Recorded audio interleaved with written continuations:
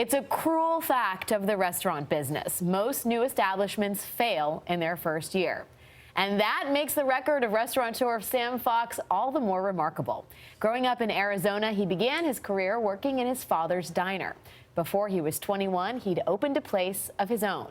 But that was just the beginning. He quickly displayed a skill for spotting food trends and developed them into line-out-the-door hotspots. His company has created 16 distinct dining concepts with more than 50 locations nationwide, including North Italia, True Food Kitchen, Flower Child, and The Henry. And this morning, we get to sample some of his favorites. Sam Fox, welcome to The Dish. Thanks for having me. Good morning. Good morning. And tell us what we've got here on this table. Oh, we have a little bit of everything from all of our stores. The Mother Earth Bowl, which is from Flower Child. We have one of our famous rib caps, which is always delicious.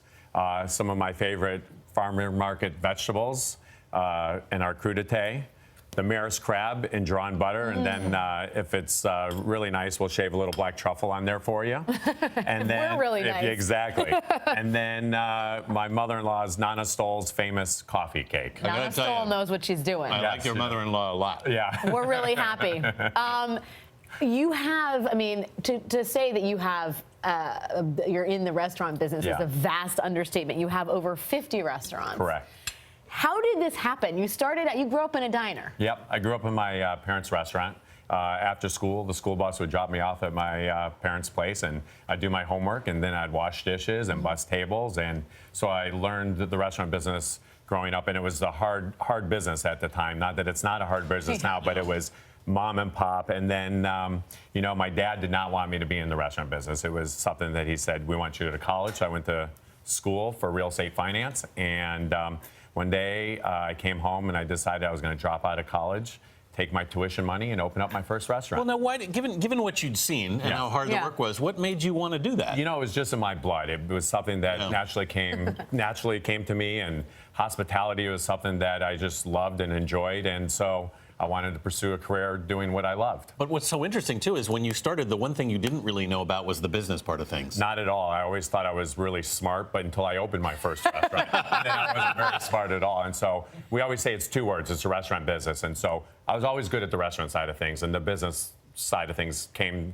a little bit harder for me. So I had to work on that. And today, that's something that we talk about all the time, the restaurant business, and working on both of those things. So. But you have to know instinctually about food, and you seem to, you know, you've nailed it as far as the consumer goes, and now you're expanding into True Food.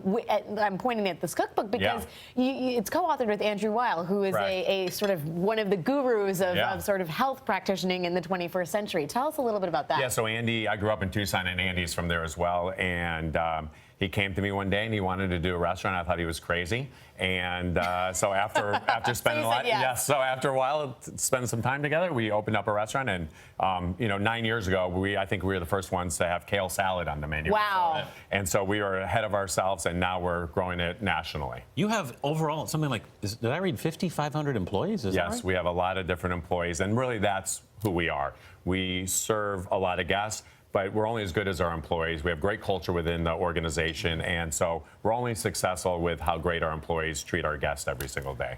You must be on the road constantly all the time with this many locations. What's the quality control process like? Inside our organization? Well, just for you, I mean, how do you manage all of that? You know, we have a really high standard. I think our standard is higher than our guests, and so we manage to that every single day. And we always say we're only as good as our last meal. So we wake up every day and say, how are we going to be successful at lunch today? And then we worry about the dinner tonight. And then we wake up and said, okay, how are we going to do it great again today? So we look forward, but we're always focused on today as well. I'm focused on the coffee cake for today, tomorrow, and the following day. Okay, Sam, as I pass you this dish to sign, I want to ask you the question we ask everyone. If you could share this meal with any figure in the past or present, who would it be? Well, of course, it'd be my father, who's no longer with us and who was in the restaurant business and gave me the inspiration to be who I am. But I'd also invite all my friends and family as well. I'd like to have a big party.